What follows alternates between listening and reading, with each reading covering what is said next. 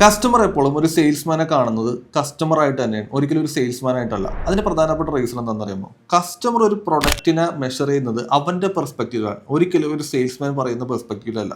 ഒരു example, customer ഒരു fearful customer ആണെന്ന് തന്നെ വിചാരിച്ചു. കസ്റ്റമർ എപ്പോഴും നോക്കുന്നത് ഈ പ്രൊഡക്റ്റോ സർവീസോ എടുത്തു കഴിഞ്ഞാൽ എനിക്ക് എന്തെങ്കിലും റിസ്ക് ഉണ്ടാവോ അല്ലെങ്കിൽ എന്തെങ്കിലും ചലഞ്ചസ് ഉണ്ടാവോ എന്നുള്ളതാണ്. സോ ഈ കസ്റ്റമറെ ഡീൽ ചെയ്യേണ്ടത് എങ്ങനെയാണെന്ന് വെച്ച് കഴിഞ്ഞാൽ നമ്മൾ കൃത്യമായിട്ടുള്ള ടെസ്റ്റിമോണിയൽസ് പറഞ്ഞു കൊടുത്തു, ഈ പ്രൊഡക്റ്റിന്റെ സേഫ്റ്റി പറഞ്ഞു കൊടുത്തു, ഈ പ്രൊഡക്റ്റിന്റെ ഒരു ഗ്യാരണ്ടി പറഞ്ഞു കൊടുത്തൊക്കെയാണ്. എന്നാൽ മാത്രമേ ഈ കസ്റ്റമർ കൺവിൻസ്ഡ് ആവുള്ളൂ. രണ്ടാമത്തെ തരം കസ്റ്റമർ എന്ന് പറയുന്നത് അവർ ഭയങ്കര കോൺഫിഡൻ്റ് ആയിരിക്കും. സോ ഈ കസ്റ്റമറിന് വേണ്ടത് ഈ പ്രൊഡക്റ്റ് മേടിച്ച് എൻ്റെ പ്രൊഡക്ടിവിറ്റി കൂടോ, അല്ലെങ്കിൽ എനിക്കൊരു ഗ്രോത്ത് ഉണ്ടാവോ, അല്ലെങ്കിൽ എൻ്റെ ഓപ്പർച്യൂണിറ്റി എന്തൊക്കെയാണ്, ഇതൊക്കെയായിരിക്കും ഈ കസ്റ്റമർ എപ്പോഴും നോക്കുന്നത്. മൂന്നാമത്തെ തരത്തിലെ കസ്റ്റമർ എന്ന് വെച്ചാൽ അവരെപ്പോഴും അവരെ മനസ്സിലാക്കണമെന്ന് ആഗ്രഹിക്കുന്ന കസ്റ്റമർ ആയിരിക്കും.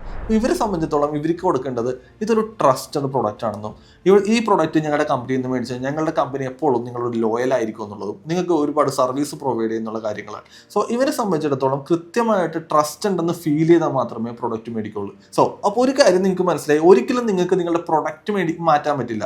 നിങ്ങൾക്ക് മാറ്റാൻ പറ്റുന്ന ഒരേ ഒരു കാര്യം മാത്രമുള്ളൂ, അത് നിങ്ങളുടെ കസ്റ്റമറിൻ്റെ പെർസ്പെക്റ്റീവാണ്. സോ അപ്പം നിങ്ങൾ വർക്ക് ചെയ്യേണ്ടത് എപ്പോഴും എന്താണ്? ഒരു കസ്റ്റമറെ കണ്ടു കഴിഞ്ഞാൽ അവനെ മനസ്സിലാക്കുക, അവൻ ഏത് സ്റ്റേറ്റിലാണെന്ന് മനസ്സിലാക്കുക. അതിനനുസരിച്ച് നിങ്ങളുടെ കമ്മ്യൂണിക്കേഷൻ ഷിഫ്റ്റ് ചെയ്താൽ മാത്രമേ അവിടെ നല്ല രീതിയിലുള്ള ഒരു സെയിൽസ് എടുക്കുള്ളൂ. സോ എപ്പോഴും നിങ്ങൾ മനസ്സിലാക്കുക, കസ്റ്റമർ എപ്പോഴും ചിന്തിക്കുന്നത് കസ്റ്റമറുടെ മൈൻഡ് സെറ്റിൽ നിന്ന് കസ്റ്റമറെ മനസ്സിലാക്കിയിട്ട് നിങ്ങൾ സംസാരിക്കും എന്നുള്ളതാണ്.